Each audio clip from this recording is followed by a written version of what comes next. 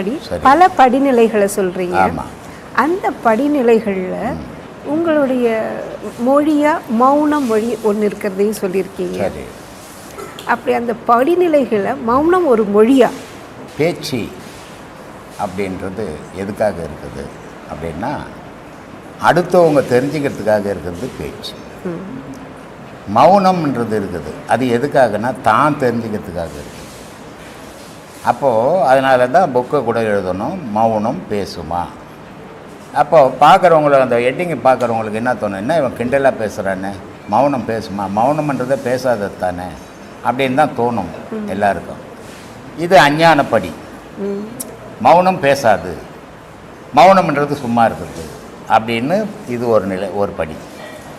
ஆனால் மௌனம் பேசும் அப்படின்றது ஒரு படி, அது ஞான நிலைப்படி. எப்போ பேசும், எப்படி பேசும்? தனக்குள்ளவே தாம் பேசும். தனக்குள்ளவே தாம் பேசுறதெல்லாம் நிஜத்தை பேசும். நிஜத்தை பேசுறதெல்லாம் இந்த உலக நன்மைக்காக பேசும். அதான் மௌனம் பேசுமா. அப்போ அது பேசும். எப்போ பேசும், எந்த நிலையில் பேசும்? உச்சக்கட்ட ஞான நிலையில் பேசும், அஞ்ஞான நிலையில் பேசாது. அதனால் மௌனம் பேசுமான்னு எழுதிருந்தோம்மா. சொல்லுங்கள். அப்போ மனிதனுடைய படிநிலைகள் ஞானி ஆவறதுக்கான எத்தனை படிநிலைகள் இருக்குங்க? சரியை கிரியை ரெண்டுமே சராசரி மனித நிலை. அது ஒரு பக்தி நிலை. கோவிலுக்கு போகிறது, முன்னோருங்க எப்படி வழிபட்டாங்களோ அது மாதிரி வழிபடுறது. கோவிலுங்களுக்கு போடுறது, முன்னோருங்க எப்படி பாடினாங்களோ அந்த இறைவனுடைய பேரை புகழ்ந்து பாடினாங்களோ அது பாடுறது. இது ரெண்டுமே சரியை கிரியை. இது சராசரி மனிதனுடைய நிலை. யோகம் ஞானம் 4 பதங்கள் இருக்குது. அந்த யோகம் ஞானம் என்றான்னா, இப்போ சாமிக்கிட்ட போய் சாமி கும்பிட்டோம், சாமிக்கிட்ட என்னுடைய கஷ்டங்கள் எல்லாம் சொன்னேன், ஆனால் சாமி ஒரு நாளும் என் கஷ்டத்தை கேட்கவே இல்லையே. அப்போ இதுக்கு வேறு ஏதோ ஒரு வழி பெரியவங்க வச்சுருக்கணும் இல்லையா அப்படின்னு தேடுறது கிரியை. அப்போது அந்த ஒவ்வொரு கடவுளுக்கும் ஒவ்வொரு பேர் இருக்குது. அந்த பேர் வச்சு அந்த பேரில் புகழ்ந்து அந்த கடவுளை பாடுறார். பாடும்போது அது ஏதாவது பதில் கிடைக்குதா அப்படின்னு பார்க்குறாங்க. அப்பவும் பதில் கிடைக்கல, ஆனால் மன சந்தோஷம் கிடைக்குது. சரி, இந்த மன சந்தோஷம் போதுமா அப்படின்னா போதாது. ஏன்னா என்னுடைய ஆதங்கம் நான் கடவுளை பார்க்கணும், அதுக்கு இது 2 பத்தலையே. அப்போ இதுக்கு வேற என்ன வழி இருக்குது? வேற ஏதோ வழி வச்சிருக்கலையே, பார்த்தவங்க சொல்லியிருக்கிறாங்களே அப்படின்னும் போது அப்போ சொல்கிறாரு கிரி யோகம். அப்போ யோகம்ன்றது என்ன? அதனால தான் நான் சொல்லியிருந்தேன், நான் முன்ன பின்ன பீச்சை பார்த்ததில்லை, ஆனால் பீச்சை பார்த்தவங்க சொல்கிறாங்க பீச் ஒன்று இருக்குதுப்பா, அது ரொம்ப அருமையாக அலாடிக்கும், ரொம்ப பெரிய கடல், அதுக்கு அளவே இல்லாத இருக்குது அப்படின்னு சொன்னாங்க. ஆனால் நான் பார்த்ததில்லை. சரி, சொன்னவங்க பொய் சொல்ல மாட்டாங்க, பொய் சொல்கிறவங்க கிடையாது, உண்மையை சொல்லியிருக்கிறாங்க. அப்போ அதை பார்க்க பயணம் பண்ணுறது யோகம். அப்போ கடற்கரையில் போய் நின்று அந்த கடலை பார்த்து அவங்க சொன்னதெல்லாம் என் ஞாபகத்துக்கு வந்தது. என் கண்ணாலையும் அதை பார்க்கும்போது இது நிஜம், எவ்வளோ பெரிய உண்மையை அந்த மகான்கள் மறைச்சி சொல்லிட்டு நமக்கு போயிருக்கிறாங்க அப்படின்னு அந்த சுகத்தை அனுபவிக்கிறது ஞானம் இல்லையா? அப்போது சரியை கிரியை யோகம் ஞானம்னு 4 பதங்கள் மனிதனுக்கு இறைவன் அடையிறதுக்கு வகுத்து வச்சிருக்குது. ஆனால் மனிதன் என்ன பண்ணுறான்னா, இதெல்லாம் எதுக்குங்க எனக்கு வம்பு, எதுவோ நான் பிறந்தேங்க, நான் சம்பாதிக்கிறேன், நான் சாப்பிட்றேன், என் குழந்தை குட்டிங்களை காப்பாற்றுறேன், இது எத்தனை நாளைக்கு இந்த வார்த்தை வரும் அப்படின்னா, இவன் பாக்கெட்டில் பணமும் மனசில் பலமும் இருக்கிற வரைக்கும் வரும். பாக்கெட்டினுடைய பணமும் மனசனுடைய பலமும் போச்சுன்னா நான் ஏங்க பிறந்தேன், எதுக்குங்க இன்னும் நான் பூமியில் உயிரோடு இருக்கணும், எவ்வளோ துன்பப்படுறேங்க, மருமக ஒரு பக்கம் திட்டுறாங்க, புள்ளவரான் ஒரு பக்கம் ஒதுக்கிறாங்க, பேரன் ஒரு பக்கம் திட்டுறாங்க, இப்படிப்பட்ட வாழ்க்கை எனக்கு தேவையாங்க, இந்த கடவுளுக்கு எங்க இறக்கமே இல்லையா, என்னை கொண்டு போலியா அப்படின்ற வார்த்தை அந்த முதுமைக்கு தானாகவே வந்தது. யாரும் சொல்லி கொடுக்குறதில்லை, அப்போ தானாகவே வந்தது. அப்போது இப்படிப்பட்ட சரியை கிரியை இருக்கிற நிலையில் இப்படிப்பட்ட ஒரு நிலை கிடைக்குது, இப்படிப்பட்ட ஒரு மனோபாவம் முதுமையில் வந்துடுது. இந்த முதுமையில் இப்படி வரக்கூடாது. வரக்கூடாது அப்படின்னு சொல்கிறேன்னா, நீ நல்லா வாழ்ந்த, நீ நல்லா கடவுள் பக்தி பண்ண, ஆனால் கடவுள் வழியே தெரிஞ்சுக்கலையே. அப்போ கடவுள் வழியை தெரிஞ்சுக்கன்னா மகானை நோக்கி பயணம் பண்ணணும்.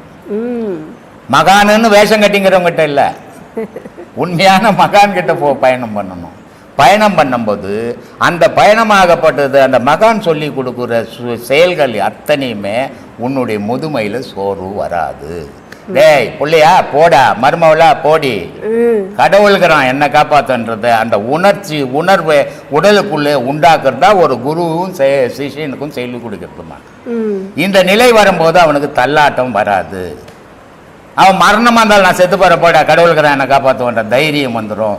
அது இல்லாதவங்களுக்கு வராதுன்றதுக்கு தான் இவ்வளோ பேசிங்கிறம்மா. இதனால தான் இவ்வளோ விஷயங்களை இந்த உலகம் தனக்கு தானே அப்படிங்கிற எண்ணத்தை நமக்கு தைரியத்தையும் கொடுக்குது.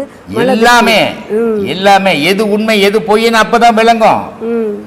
உனக்குள்ளவே உன்னை ஆராயும் போது தான் உண்மை பொய் விளங்கும். உலகத்தை ஆராயும் போது உண்மை பொய் புரிஞ்சிக்கவே முடியாது, தெரிஞ்சிக்கவே முடியாது.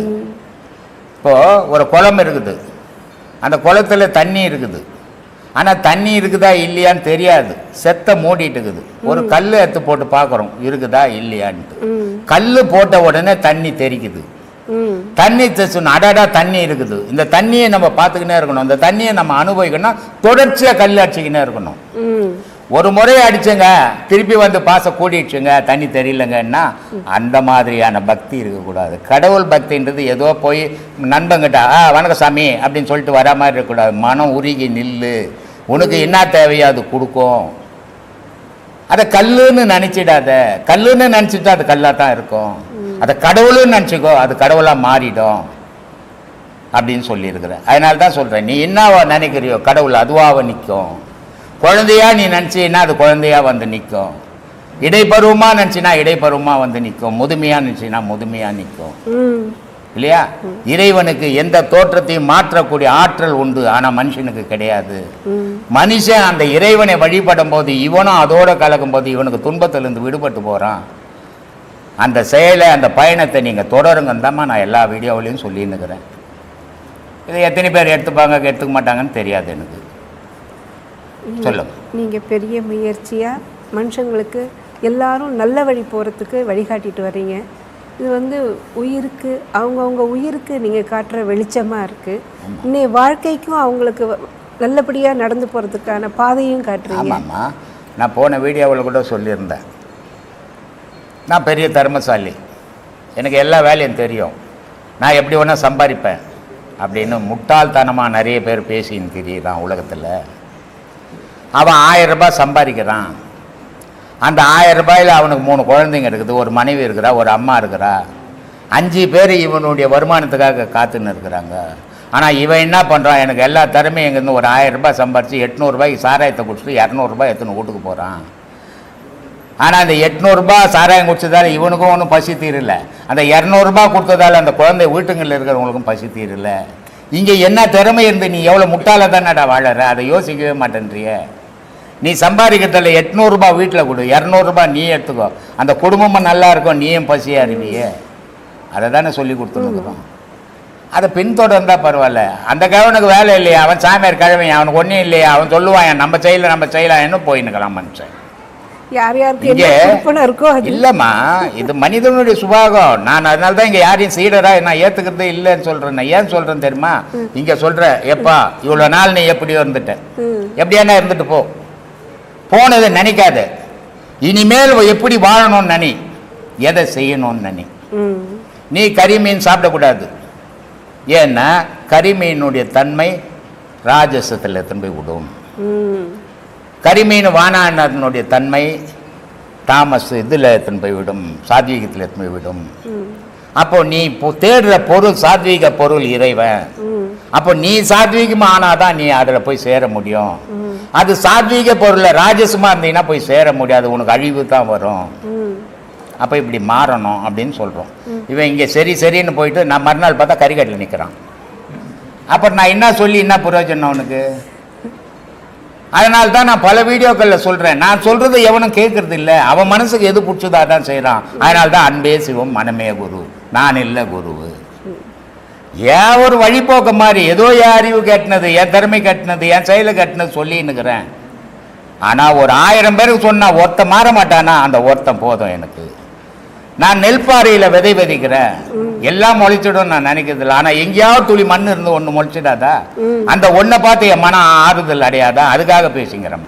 இப்போது நம்ம இந்த இடக்கலை, பிங்கலை, சுழுமுனை அப்படின்னு சொல்கிறோங்க. சரி, இப்போ இதில் வந்து எந்த கலையை நம்ம வந்து பின்பற்றினா வந்து நம்மளுக்கு வந்து இறைவனுக்கு நெருங்கிறதுக்கு கொஞ்சம் இதுவாக இருக்கும்? நீ ஒரு கலையும் பின்பற்றக்கூடாது.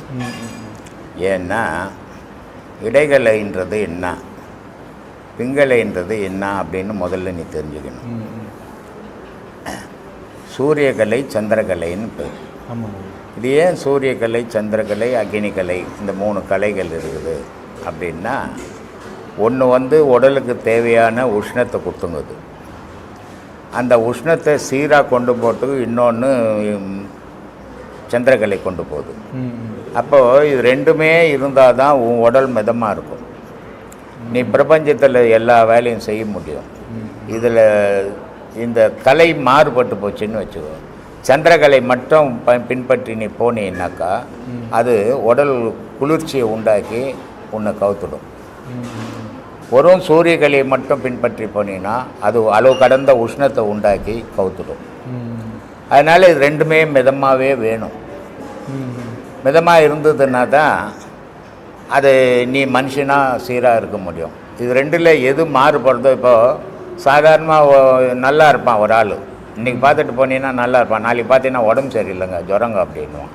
இந்த ஜுரம் ஏன் வந்தது அப்படின்னா, இந்த சந்திரகலை அதிகமாக ஓடி சீத்தலத்தை உண்டாக்கிட்டு இருக்கும்.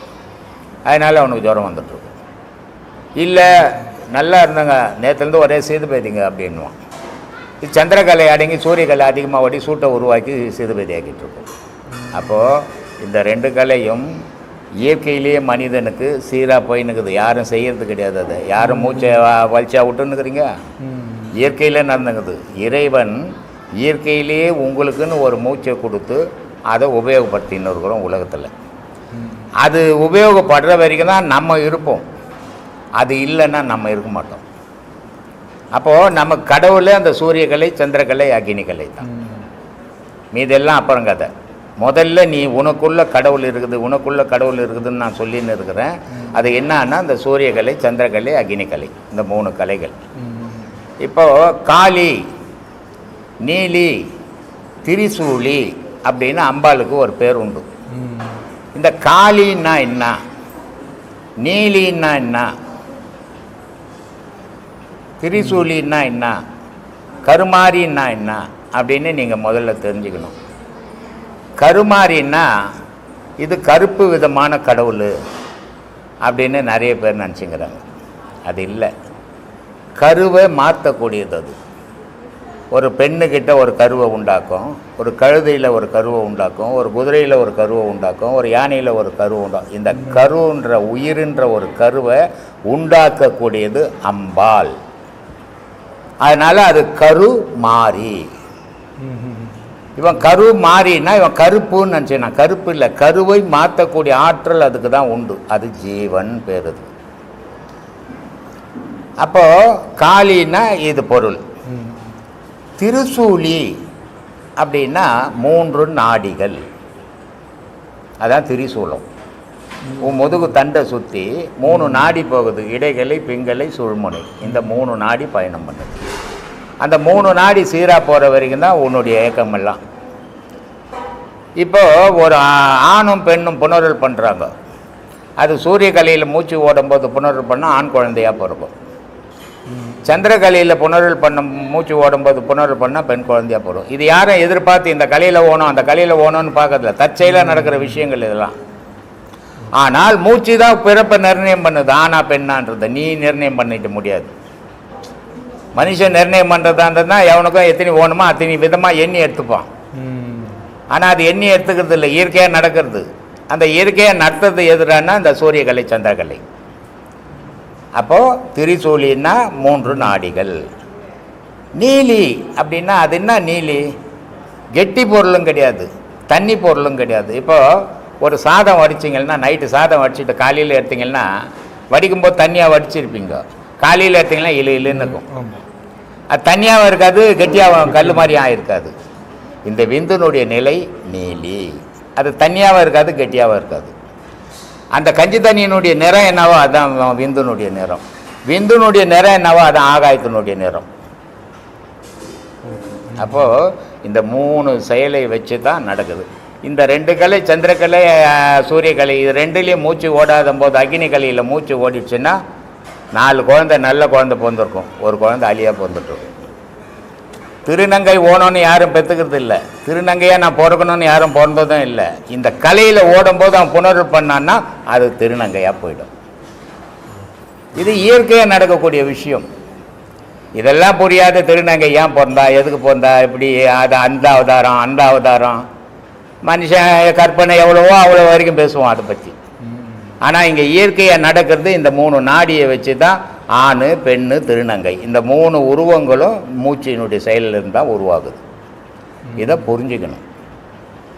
அதனால் நீ இந்த மூச்சை பிடிச்சின்னு போடலாமா அந்த மூச்சை பிடிச்சின்னு போடலாமான்னு கூடாது. உன் எண்ணம் எதுவோ அதில் போயிடும், அந்த மூச்சு அதில் எத்தனை போய் விட்டுடும். ஒன்று நீ மூச்சையை மாற்றிட முடியாது. எவனாவது மூச்சை மாத்திரன்னா எனக்கு 50 நிமிஷம் இடது கையில் போட்டேன், 50 நிமிஷம் இடது கையில் போட்டேன் நான் மாத்திரான், அதுவே மாறிக்கின்னு வேலை செய்துன்னுக்குது. இதுதான் இறைவனுடைய செயல். நான் செய்கிறேன் எவனும் செய்ய முடியாது. அது நின்று போச்சுன்னா இவன் இருக்க மாட்டான் இல்லையா? நாத்திகனாக இருந்தாலும் ஆத்திகனாக இருந்தாலும் அது இருக்கிற வரைக்கும் தான் இருப்பான். நான் நாத்திகன் இதெல்லாம் கடவுள்லாம் கிடையாதுன்னா இந்த உள்ள இருக்கிற கடவுள் வெளியே போனார்னா இவர் நாத்திகன் இல்லை ஆத்திகன் இல்லை, பூமியிலே இல்லை, அற்ற செயல் அது போயிடுவார். அதனால் இதில் அதெல்லாம் கிடையாது. உன்னை இயக்கிறது கடவுள். அதனால தான் நான் சொல்லியிருப்பேன், இல்லாத ஒன்று இருந்து கொண்டு ஏங்கி கொண்டு இயக்குவது எதுவோ அதுவே கடவுள். கடவுளை நீ பார்த்தியா, கடவுளை நீ காட்ட முடியுமா? இதெல்லாம் வீண் வாதம், விதண்டாவாதங்கள். இது அறியாதவன் பேசுகிற விஷயம். உன் மூச்சை நீ காட்டிட்டு பார்க்கலாம், நான் கடவுளை காட்டுறேன். உன் மூச்சு என் மூச்சு தாங்கன்னு எடுத்து காட்டு, நான் கடவுள் எதுன்னு நான் காட்டுறேன். முடியுமா? முடியாது. உனக்குள்ளே இருக்கிற மூச்சு உன்னால் காட்ட முடியாது. உலகத்தில் இருக்கிற கடவுளை எவனால் காட்ட முடியுமா? உணரக்கூடிய பொருள் அது, காட்டக்கூடிய பொம்மை இல்லை அது. அதனால் கடவுள்ன்றதை உணரணுமே தவிர அடுத்தவனை காட்டுற பொருள் கிடையாது. அதே மாதிரி உன் மூச்சு இருக்குதுன்றது நீ உணர முடியுமே தவிர தப்பார் என் மூச்சின்னு கையில் எடுத்து காட்ட முடியாது. உன் மூச்சையே காட்ட முடியாத போது கடவுளை காட்ட முடியுமா? விதண்டாவாதத்துக்கு வாதம் பண்ணுவாங்க, நான் அறிவாளி அப்படின்ட்டு. அறிவாளி இல்லை, இப்படி பண்ணுறான் அவன் முட்டாளுன்னு அர்த்தம். அவனுக்கு உண்மை இன்னும் விளங்கலைன்னு அர்த்தம். ஏன்னா அவன் உண்மை விளங்கி போச்சுன்னா இப்படி பேச மாட்டான் முதல்ல. அதனால் கடவுள்ன்றது ஒன்று இல்லை உலகத்தில்னா உயிரினம்ன்றது ஒன்று இல்லை. அது இருக்கிற வரைக்கும் தான் இவன். இப்போ உலகம் உலகம் உலகம் உலகம் மாறி போச்சுங்க. உலகம்ன்றது எது? எது உலகம்? இந்த பூமி, இந்த நிலம், காற்று எல்லாம் சேர்ந்தது தான் இந்த பஞ்சபூதங்களோட. அது இயற்கையை பார்த்து உலகம்ன்றது எது? உலகன்றது இந்த ஜனங்கள், மக்கள், மனிதன் தான்ப்பா உலகம். மனிதன் தான் உலகம். மனிதன் ஒன்று இல்லைன்னா உலகம்னு ஒன்று கிடையாது. இது ஒரு கோள். இது பூமின்றது ஒரு கோள். எப்படி சந்திரன் சூரியன் வெள்ளி இதெல்லாம் இருக்குதோ, கோள்கள்லாம் இருக்குதோ, அது மாதிரி பூமின்றது ஒரு கோள் தான். ஆனால் உலகம்ன்றது யாருன்னா மனிதன் தான். உலகம் மாறி போச்சுன்னு மனுஷனுடைய செயல் மாறி போச்சுன்னு அர்த்தம். உலகம் எப்பவுமே மாறல. வெயில் வெயிலாக தான் இருக்கும், பூமி பூமியாக தான் இருக்கும், மழை மழையாக தான் இருக்கும். ஆனால் உலகம் மாறி போச்சுன்னு பேசுவோம். உலகம் மாறினதே கிடையாது, மாறவும் மாற. உலகம் மாறிச்சுன்னா இவன் இருக்க மாட்டான், இவன் மாறிக்கின்னு வரான். அதனால் உலகம்ன்றதே இவன் தான். அதனால் உங்களுக்கு இருக்க வேண்டிய எண்ணம் என்ன? நான் கடவுளை அடையணும். கடவுள்ன்றது யார், நான்ன்றது யார்? அதனால்தான் நான் சொல்லுவேன், கடவுள்ன்றதை பற்றி தேடாதீங்க, முதல்ல உங்களை தேடுங்க. நீங்கள் யாருன்னு தெரிஞ்சுக்கங்க, அப்புறம் கடவுள் யாருன்னு தெரியும்ன்றது. அதனால் சூரிய கல்யா சந்திர கல்யா இதெல்லாம் வேணாம். இப்போ ஒரு கல்யாணத்துக்கு போனால் அட்சதை போடுவான், 16 பெற்று பெருவாழ் வாழு. மகான்கள் சொன்னான் 16 கலைடா நான் சந்திரக்கலை. அது இறப்பு பிறப்பு இல்லாத கலை. அது இப்போ என்றும் 16 மார்கண்டன் கேள்விப்பட்டிருப்பில்ல? மார்கண்டன் என்றும் 16னா இப்போ அவர் எப்பவுமே இருக்கணும், அவருக்கு மரணமே கிடையாது தானே. இப்போ எங்கே போனார்? அவர் இருக்கிறாரா? இல்லை. அப்போ என்றும் 16ன்றது எது? யோசிக்கணும். இதை சொன்னா புரியாதுன்னு ஒரு அடையாளத்தை காட்டினான். இவன் பேர் மார்கண்டன், இவன் அப்பா அம்மா சிவங்கிட்ட வரம் வாங்கினாங்க, அவன் செத்தா 16 வயசில் அவனுக்கு சாவு வந்துடும்ன்ட்டு அவர் வந்து ஏன் எப்படி எனக்கு சாவு வரும், நான் கடவுளை போய் கேட்கறேன்னு கடவுளை பிடிச்சிக்கினாரு. ஏமா வந்தார், பாசக்கயிறை போட்டார், அது சிவகயத்துலேயே மாட்டிக்கிச்சு. அப்போ சிவபெருமான் கோவப்பட்டு வந்து யமனை எட்டு வச்சாரு, யமன் செத்து போட்டான். இப்படியெல்லாம் ஒரு கதைகள் இருக்கும். இதெல்லாம் எதுக்குன்னா உனக்குள்ளே இருக்கிறான் மார்கண்டன். 16 கலை எப்போ உன் சுழுமுனையில் நின்று போயிடுச்சோ உனக்கு உலகம் தெரியாது. அது வாசின்னு பேர். அது அந்த வாசியாக இருக்கும்போது அது சிவமாக இருக்குது. சிவமாக இருக்கும்போது அதுக்கு மரணம் கிடையாது. அப்போ மரணம் எப்போ இல்லாத பொருளோ அதுக்கு பிறப்புன்றது ஒன்று கிடையாது. இது எப்படிப்பட்ட வாழ்வுனா பெரும் வாழ்வு. இதை தான் வள்ளலார் சொன்னார், மருந்தோ மருந்து நல் மருந்து நம்முள்ளே இருக்கும் பெருமருந்து, இறப்பு பிறப்பு தவிர்க்கும் பெருமருந்து கையிலை மருந்துன்னாரு. ஆகாயத்திலேருந்து வந்த மருந்து பார்த்து அந்த மருந்து எப்பவுமே செத்ததே கிடையாது அப்படின்னு விந்துவை சொல்கிறார். இது 16 கலையில் நின்று போச்சுன்னா அங்கே மரணம்ன்றதே கிடையாது, அது பெருவாழ்வு. அதை தான் சொல்லி வாழ்த்துறோம். இவனுக்கு அது தெரியாது, என்ன பண்ணுறான், 16 புள்ள பெற்றுங்க, 16 செல்வம். ஜனாதிபதிக்கே 16 செல்வம் கிடையாது. ஆடு மேய்ப்பாரா போய், மாடு மேய்ப்பாரா, இல்லை அவர் வீட்டில் கோழி வச்சுக்கிறாரா? எப்படி 16 செல்வம் எது எண்ணி சொல்கிறான்னு சொல்ல மாட்டேன்றான். நானே எத்தனையோ பேர் கேட்டு பார்த்துட்டேன். இதுதான் 16 செல்வங்கள். இந்த 16 செல்வத்தில் மரணம் இல்லை, பிறப்பு இல்லை, இறப்பு இல்லை. இதுதான் 16 பெற்று பெருவாழ்வு வாழணும்னா அந்த கலையை நீ கை கொள்ளணும்னு எல்லாரும் ஆசீர்வாதம் பண்ணுறோம். இதெல்லாம் புரியணும் நமக்கு. புரியாத நான் ஆன்மீகவாதி, நான் கடவுளை தேடுறேங்கன்னா, நான் எல்லாருக்கும் சொல்கிற விஷயம் என்ன, நீ யார், உன்னை நான் யார் யார் யார் யாருன்னு தேடு. ஒரு நாளைக்கு நீ யாருன்னு தெரியும், அப்போ கடவுள் யாருன்னு தெரியும். உன்னையே உனக்கு யாருன்னு தெரியாத, கையா காலா உடம்பா தலையா மூக்காவா யா தெரியாத நான் தாங்கன்னு மாற தட்டி கிடக்குறீங்க. அதனால் உங்களை தேடுங்க, உண்மை விளங்கிடும். இப்போ இந்த பொருள் இல்லாதவருக்கு இவ்வுலகம் இல்லை, அருள் இல்லாதவருக்கு அவ்வுலகில் ஆமாம் இல்லை அப்படின்றாங்க. அதோடைய இங்கே நான் ஏற்கனவே சில விஷயங்களில் சொல்லியிருக்கிறேன். பொருள் என்ற திருவள்ளுவனுடைய குரல் அது. பொருள் இல்லாதவருக்கு இவ்வுலகில்லை, அருள் இல்லாதவருக்கு அவ்வுலகில்லை. இதில் சில நிறைய பேர் நாத்திக்கிறங்க, அவர் கடவுளை பற்றி பேசிக்கிறாரு வள்ளுவர், அதை ஒத்துக்க மாட்டாங்க. அவர் சொல்கிறாரு இன்னொரு உலகம்னு ஒன்று இருக்குதான்னு வள்ளுவர் சொல்கிறாருல அவர் பாடல்ல. ஆனால் அதை ஏற்றுக்க மாட்டாங்க. ஆனால் அவ்வளோ பெரிய மகான் சொல்கிறாரு, இங்கே ஓணும்னா பொருள் ஓணும், அங்கே ஓணும்னா அருள் ஓணும். இப்போ பொருள் ஓணும் அருள் ஓணும் ரெண்டு விஷயம். அது என்ன பொருள் ஓணும் இங்கே, அங்கே என்ன அருள் ஓணும் இல்லையா? இங்கே நீ ஆம்பளை அப்படின்னா விந்து வெளியேறணும், இது பொருள். இது இல்லைன்னா நீங்கள் வாழவே முடியாது. அதே நேரத்தில் கடவுளினுடைய அருள் இல்லாதவனுக்கு அங்கே இடமே கிடையாது. அதனால் சொல்கிறார், உலகத்தில் பொருள் இல்லாதவருக்கு இவ்வுலகில்லை, அருள் இல்லாதவருக்கு அவ்வுலகில்லை. இது ஒரு விதம். அவர் சொன்ன கேள்வி பதிலில் இது ஒரு விதம். இன்னொரு விதம், இங்கே பணம் வேணும், இந்த உலகத்தில் நீ வாழணும்னா உனக்கு பணம் வேணும், பொருள் வேணும், அப்போ தான் நீ இங்கே வாழ முடியும். இல்லைன்னா நீ செத்து போயிடுவ, வாழ்க்கை நடத்த முடியாது. அதே நேரத்தில் இது மட்டும்தான் முடிவானா இல்லை, இதுக்கப்புறம் நீ இதுக்கு அடுத்த வாழ்க்கை நீ இறைவனாட போகணும், அதுக்கு அருள் தேடணும். அப்போ அந்த அருளை எப்படி தேடணும்னா அந்த பொருளை தேடிக்கினே அருளையும் தேடணுன்றார்.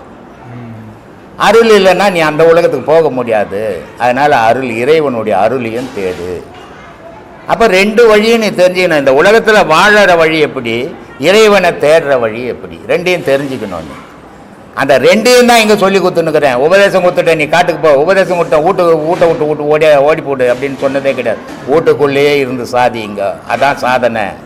ஓடி போகிறது சாதனை இல்லை, பயம் அது பேர் அப்படின்னு சொல்லிக்கிறேன். அதனால் ஞானம்ன்றது இல்லறத்தில் இருந்துக்கினே தேடணும். இல்லற நடத்த முடியாது. இப்போ உன் பொண்டாட்டி புள்ளுக்குட்டி நான் கல்யாணம் பண்ணிக்கணுங்க, எனக்கு இப்போ ஞானம் கிடச்சிச்சுங்க, பொண்டாட்டி புள்ளுக்குட்டிலாம் வானான்னா அது நியாயமா, அது பெரும்பாவம் ஆகிடாதா? அப்புறம் நீ எங்கே ஞானத்துக்கு போகிறது? இன்னொரு ஜீவனை தவிக்க விட்டு போகிறதா ஞானம்? அது இல்லை ஞானம். அதனால் அவர் சொல்கிறாரு, இந்த உலகத்தில் நீ வாழணுன்னா துட்டு ஓனனைனா துட்டு சம்பாதிக்க கற்றுக்கோ, அப்போ தான் இந்த உலக வாழ்வு வாழ முடியும். சரி, இங்கே வாழ்ந்தா விட்டால் மட்டும் போதாதா? இது முடிவு இல்லை, மேலே முடிவு இருக்குது. அப்போ அங்கே அருள் ஓணும். அதில் நல்ல குருக்கிட்ட போய் ஒரு ஞானி எப்படி உருவாகிறோம்? ஏதோ ஸ்கூலில் படிச்சுன்னுக்குறோம், அப்பா அம்மா சம்பாரித்து சோறு போடுறாங்க, நான் ஞானியாக போகிறேன்னு போக முடியாது. யார் ஒருத்தரும் ஞானின்றதுக்கே இல்லை. சாதாரண இந்த ஆன்மீகத்துக்குள்ளே போடணுன்னா பக்தி இன்னது சரியே கிரியேன்னு 2 இருக்குது. அதை தாண்டி இதுக்குள்ளே போடணுன்னா ஏதாவது ஒரு வாழ்க்கையில் ஒருத்தனுக்கு விருத்தி வரணும். அடிபட்டிருக்கணும், அவன் ஏதாவது ஒரு துன்பத்தில் மாட்டியிருக்கணும், அவனால் மீள முடியாமல் இருக்கணும், அந்த துன்பம் அவன் மனசை விட்டு நீங்காமல் இருக்கணும். அவன் மட்டும்தான் இதில் வர முடியும். இப்போ பட்டினத்தார் துறவி ஆனார். அவருக்கு இல்லாத செல்வமே கிடையாது. அரசனை விட அதிகமான செல்வம் வாய்ந்தவர். அப்படி இருக்கும்போது அவர் எதுக்காக இந்த ஆன்மீகத்தில் வரணும்? ஏன் வந்தார்? அவருக்கு என்ன வறுமை வாட்டிச்சா? வறுமையில் ஒருத்தர் சரி எதுவும் தொழில் இல்லை, சரி நம்மளால் பிழைக்க முடியல, ஆன்மீகத்திலாவது போயிடலான்னு வர்றது சகஜம். ஆனால் பெரிய செல்வந்தர் அவர் எதுக்காக இதுக்கு வரணும் அப்படின்னா அவருடைய வாழ்க்கையில் விருத்தி. எத்தனையோ கோடி செல்வங்களுக்கு தானே அவர் குழந்தை செல்வம் இல்லை, மழலை செல்வம் இல்லை. அந்த வாழ்க்கையினுடைய விருத்தி அவருக்கு. அப்போ அவர் என்ன பண்ணுறாரு? குழந்தை அவங்க அம்மா சொல்கிறாங்க, அப்பா நம்ம வணிக குடும்பத்துங்களில் சின்ன வீடு வச்சுக்கிறது ஒரு சகஜமான விஷயம். அந்த சின்ன வீட்டுக்கு ஒரு குழந்தை பிறந்தால் அது நமக்கு வாரிசாக வரும், அந்த மாதிரி வச்சுக்கோ அப்படின்னு சொல்கிறாரு. அதுக்கு பட்டினத்தார் என்ன சொல்கிறாரு? சிவகலைன்னு பேர் அந்தம்மா அவருடைய மனைவி பேர். அவர் தாய் மாமன் பொண்ணு. அவருக்கு பட்டினத்தார் சொல்கிறாரு, அம்மா நான் ஒரு சின்ன வீடு வச்சுக்கலாம், ஒரு குழந்தையும் பிறக்கலாம், ஆனால் என்னுடைய மனைவியினுடைய மனம் என்ன வேதனைப்படும் அதை யோசிக்க வேணாவா நான்? அதனால் எனக்கு அப்படி வேணா, ஒரு குழந்தைய தத்து எடுக்கலாம் அப்படின்றார். அப்போது அந்த தத்து எடுக்கிறதுக்கு யாத்திரை போகிறாங்க. அதுக்கு அம்மா சொல்கிறாங்க, சிவஸ்தலம் யாத்திரை போய் வா அப்படின்போது போகிற வழியில் பாதி வழியிலே குழந்தை பிறகுது. அந்த குழந்தை எத்தனை தலைமுறை உட்காந்து சாப்பிட்டாலும் சாப்பிடக்கூடிய அளவுக்கு வசதிக்குது. ஆனால் அந்த குழந்தை என்ன சொல்லுதுன்னா, எல்லா வணிகருடைய குழந்தையும் வணிகம் பண்ண போகுது, நானும் போகணும் அப்படின்னு. அப்போ அவர் சொல்கிறாரு, நான்பா அவங்க இல்லை போகிறாங்க, நமக்கு தலைமுறையாக சாப்பிட்டா கூட குறையாத அளவுக்கு வச்சுருக்குறோம், நீ ஏன் போகணுன்னாரு. அப்படி போகாத நான் சாப்பிட்டா உங்களுக்கு மகன்றதுக்கு அர்த்தம் இல்லாமல் போயிட்டோம். 4 வணிகருங்க பிள்ளைங்க போகும்போது நானும் போனால் தான் உங்களுக்கு மரியாதை அப்படின்னு போகுது. சரி போய் வந்தது. எல்லாரும் என்ன பண்ணான், தங்கம் அதை இதை வாங்கின்னு வந்தான். வர வழியில் சுங்க இலாக்கா மாதிரி திருடருங்க பாதி பாதி பிடுங்கிடுவாங்க, மீதி தான் கொடுத்து அனுப்புவாங்க. அதனால் இவர் என்ன பண்ணிட்டாருன்னா, பட்டினத்தாரனுடைய புள்ள என்ன பண்ணாருன்னா, இப்படி பொது பொருளாக எடுத்துன்னு போனால் தெரிகிற மாதிரி எடுத்து போனால் அவன் பாதி பங்கு கேட்குறான்.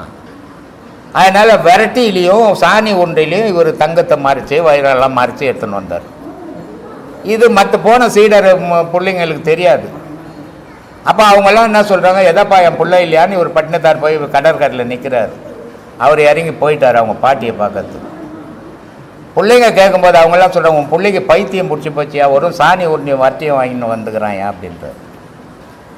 இவ்வளோ பெரிய பணக்காரன் புள்ள எடுத்துன்னு போய் தொலைச்சிட்டான், போனால் போதுன்னு இருக்க வேண்டியது தானே. நம்ம புள்ள வந்துட்டான் போதும் அப்படின்னு இருக்கலாம் இல்லையா? பண ஆசை உடல் அவரையும். அவர் என்ன பண்ணுறாரு, அந்த வரட்டியை எடுத்து பார்க்குறாரு, எடுத்துக்கு நேராக வீட்டுக்கு போகிறாரு. எதா அந்த பையன்றாரு. அவங்க அம்மா சொல்கிறாங்க, ஒரு பொட்டி ஒன்று கொடுத்துட்டு போய்க்கிறான்பா, அதை அப்பா வந்தால் கொடுன்னு சொல்லிட்டு கொடுத்துட்டு போய்க்கிறான், என்ன அவனை தேடுற, என்னை தேட வேணான்னு சொல்லிட்டு போயிட்டான்னு. அவன் என்ன வேலை பண்ணிக்கிறான் பாரு, ஒரு சாணி ஒண்டி கோடி கோடியாக எடுத்துன்னு போய் உட்காந்து சாப்பிட்றான், நான் செய்யாத பணத்தெல்லாம் எடுத்து போய் பால் பண்ணிட்டு வந்துட்டான், கோடி கோடியாக எடுத்துன்னு போயிட்டு ஒரு சாணி ஒன்றி வட்டி வாங்கிட்டு வந்துட்டான் அப்படின்னு ஒரு உருண்டை எடுத்து அடிக்கும்போது அதில் முத்து பவளம் ஓடும்போது அவருக்கு ஒரு விருத்தி வருது.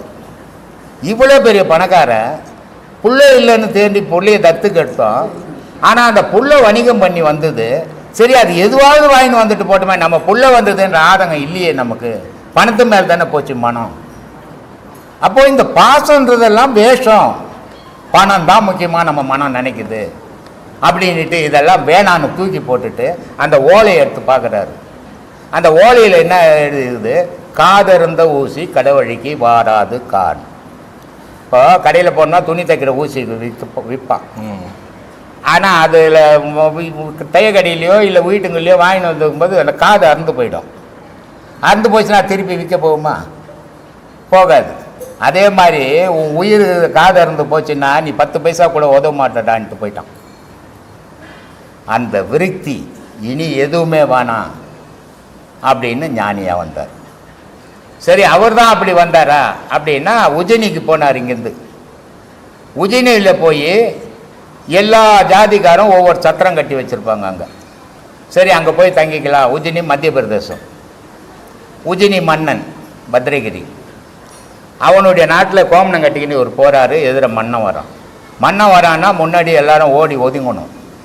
ஆனால் இவர் தான் ஞானியாச்சே, இவர் ஓடி ஒதுங்கலை. குதிரைக்காரன் தள்ளுறான், ஓரம் போடான்னு. ஏன் ஓரம் போடணும்? மன்னர் வரான். நான் கொடுத்தாண்டா மன்னர்ன்றார். கோமணம் கட்டிக்கணும். ஏற்றுப்பானா? ஏற்றுக்கல. அதனால் என்ன பண்ணுறான், யார் இவ்வளோ தென்னாவட்டில் ராஜா வரான்னா பேசுவானா? பேச மாட்டானே. அப்போ இவன் பேசுகிறான்னா இவனுக்கு ஏதோ ஒரு விஷயம் இருக்குது அப்படின்ட்டு விட்டுறாவனன்றார். விட்டுட்ட பிறகு ராத்திரி இப்போ முடிஞ்சது, சாப்பிட்டாச்சு ராஜா. இப்போ ஏன் இப்படி சொன்னானே அப்படின்ட்டு போய் பார்க்கலான்ட்டு இவர் தங்கி இருக்கிற எல்லா சீடரும் படுத்துட்டாங்க சாப்பிட்டுட்டு. இவர் சிவபுராணம் படிச்சுங்கிறார். சிவபுராணம் படிக்கும்போது அந்த ராஜா வந்து எதிர உட்காந்துன்னுக்குறான்.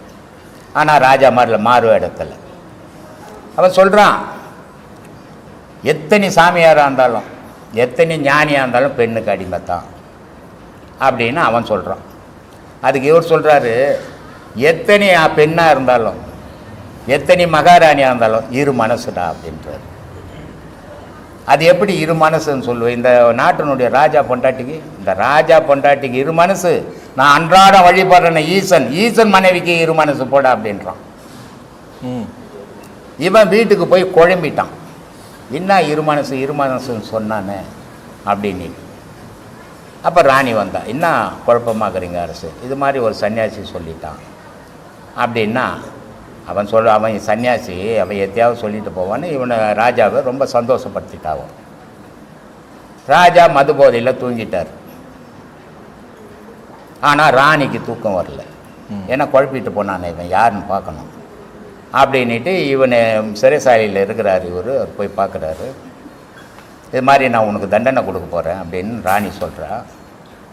சரி, நீ தண்டனை உன் கையால் தண்டனை கொடுக்கணுன்னு இறைவனுடைய இதுவாக இருந்ததுன்னா அதை நான் நாட்டாத்துக்கு போக முடியும் அப்படின்றாரு.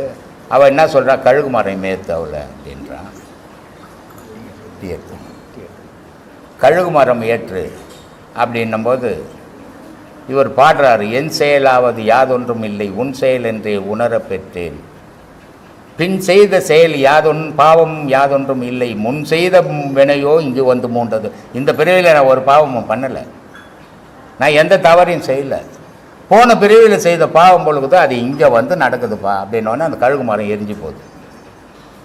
அவள் பயந்து போய் ஓடிட்டான்.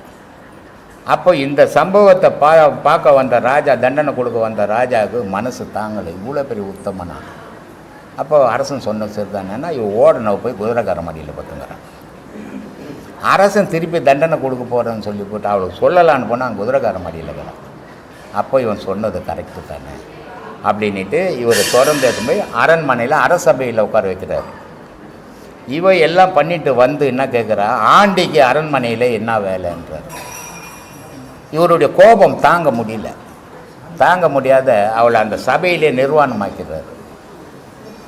அந்த நாட்டினுடைய சட்டம் எப்படின்னா, கணவனுக்கு மனைவியோ மனைவிக்கு கணவனோ துரோகம் செய்தால் கல்லால் அடிச்சு கொள்ளணும் உஜ்ஜயினி நாட்டில். ஆனால் இந்த மாதிரி நடந்த பிறகு இவர் ராஜாவாக இருந்தால் எவ்வளோ அசிங்கம். அதனால் இவர் என்ன பண்ணுறான், குதிரை மேலேயே தந்துடும். ஊர் ஜனம் கல்லால் கொன்னுச்சு. அரசாங்கம் இனி நடத்த முடியாது, அசிங்கமாகி போச்சு. அதனால் இவர் கூட சீடர். அப்போ அவனுக்கு ஏற்பட்ட விருத்தி. அப்போது இந்த ஞானத்துக்குள்ள வரவனுக்கு வாழ்க்கையில் ஏதோ ஒரு விருத்தி இருக்கிறவன் தான் இதில் முழுமையாக நிற்பான், இல்லாதவன் நிற்க மாட்டான். எனக்கு இந்த ஞானத்தில் வந்ததுக்கு காரணம் என்னுடைய வாழ்க்கையில் ஏற்பட்ட விருத்தி.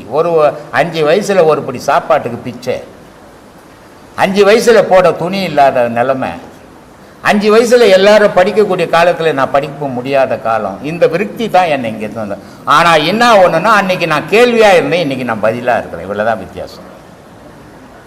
அப்போது வாழ்க்கையினுடைய இந்த ஞானத்தை ஏன் தேடுறான் அப்படின்னா இதில் என்ன கண்டோம்? இளமை இருந்தது, இடைப்பருவம் இருந்தது. இளமை இருக்கும்போது ஆஹா என்ன மாதிரி யாரும் இல்லைன்னும், இடைப்பருவம் இருக்கும்போது என்ன மாதிரி பலசாலி இல்லைன்னும், முதுமை வந்த உடனே நம்மளால் உட்கார முடியல, எழுந்துக்க முடியல. இது தேவையா? அப்போ இந்த பிறவி எதுக்கு வேணும்? இந்த பிறப்பே இல்லைன்னா நமக்கு இந்த துன்பமே இல்லையே. இப்போது எல்லா குடும்பங்களும் நல்லா இருக்கிறதில்ல. 100க்கு 50 குடும்பம் நல்லா சம்பாதிக்கிறது, புருஷன் பொண்டாட்டி குழந்தை குட்டி சந்தோஷமாக இருக்கிறாங்க. 100க்கு 50 குடும்பம் சம்பாதிக்க முடியாமல் 25 குடும்பம், சம்பாரித்து வீட்டுக்கு கொண்டு போகாத 25 குடும்பம் நரக வேதனைப்பட்டு வாழ்ந்துனுக்குது உலகத்தில். அப்படி படும்போது என்ன ஆகுது? அவனுக்கு இறைவனை தேடியாவது பயணம் பண்ண. எதுக்கு இந்த பிறப்பு? இனிமேல் ஏன் வாழணும்? இப்போ எல்லாரும் பிறந்த உடனே நல்லா வாழணும். இந்த பார்த்தீங்கன்னா வீட்டுங்களாண்ட வயசானவங்க உட்காந்துருப்பாங்க. என்ன பாட்டி எப்படி இருக்கிற? என்னத்துக்கு நான் இருக்கிறேன்? அவன் என் ஓலையே எடுக்கலையே, நான் எப்போ போக போகிறேன்னு தெரியல. ஏன் இருக்கணும்னு சொல்கிறா? யார் வாயா சொல்லுமா? சொல்லாது. ஏன்? துன்பம் அங்கே உருட்டுது உடம்புல. புள்ளன்ற பேரில் துன்பத்தை கொடுக்குறான், பேரன்ற பேரில் துன்பத்தை கொடுக்குறான், மருமவன்ற பேரில் துன்பத்தை கொடுக்குறான், உடலும் நோய் என்ற பேரில் துன்பத்தை கொடுக்குது. இந்த பிறப்பு வேணுமா? இதுதான் இந்த ஞானத்தில் போகிறது.